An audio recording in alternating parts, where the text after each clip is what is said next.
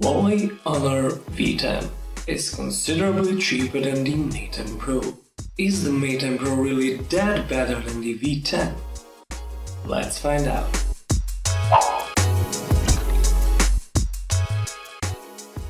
Well, I'll start this review as always with the unboxing. Right off the start, let me say that nothing feels cheap about this box. It's no worse than more than 2 times pricier iPhone X. Under the phone there are 2 more boxes, and each contains the following. The smaller one is packed with the SIM tray tool and the TPU case. Then you have the supercharged power brick, the Type-C cable and the headphones. The V10 also comes with a pre-installed display protector, which in combination with a transparent TPU case keeps this phone protected right out of the box. Apple could learn a thing or two from Huawei.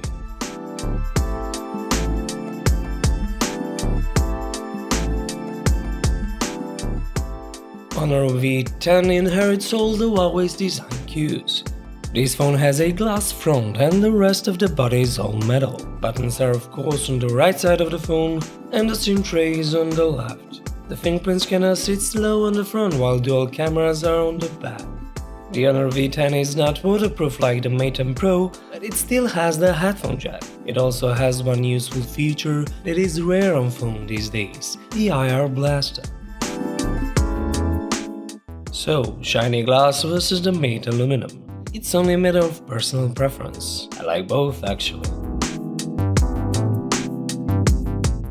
And what about the specs? Do you really get more when you pay more? Not really. The battery is a bit smaller and the display is different. Also the camera, but we'll get to that later. They have the same CPU, same GPU, same amount of RAM, OS and the user interface. And yes, Honor View 10 can have its memory expanded.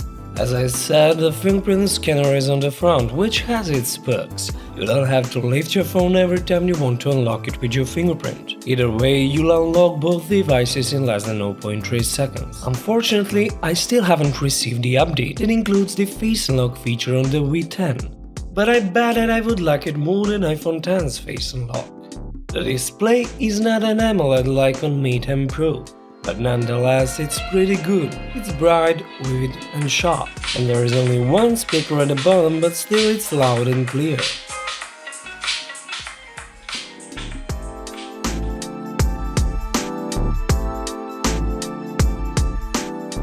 Thanks to the Android 8.0 Oreo, Kirin 970 and 6GB of RAM, this device is blazing fast and smooth.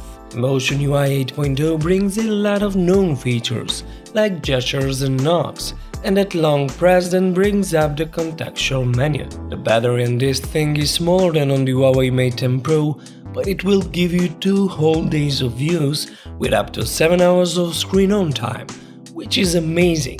Samsung can only dream of that. The camera is typical Huawei, with lots of features and modes. It's not just point and shoot. It really utilizes that dual camera setup to the max.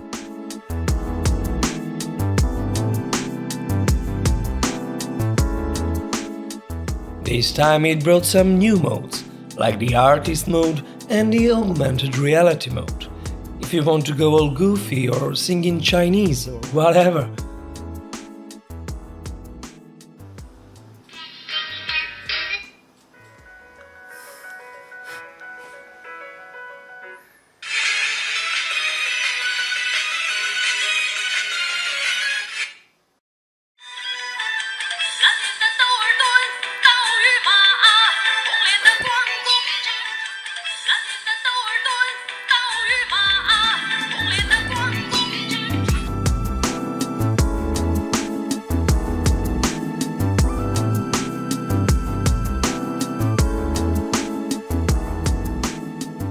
In comparison with the Leica-tuned cameras on the Mate 10 Pro, we can clearly see that the dynamic range, the color accuracy and details are just a tad better on the Mate 10 Pro.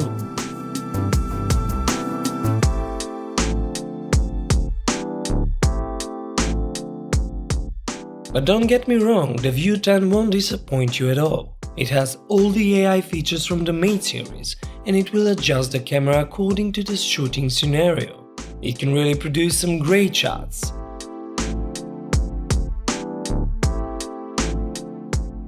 The same can't exactly be said for video. There is no stabilization and that's a must these days.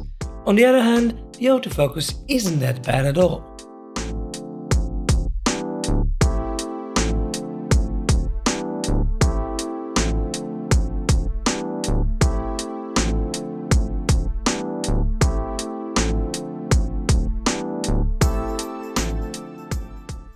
And that's the definite answer. Huawei Mate 10 Pro has better cameras and a better screen. In every other aspect, you won't notice any difference between these two.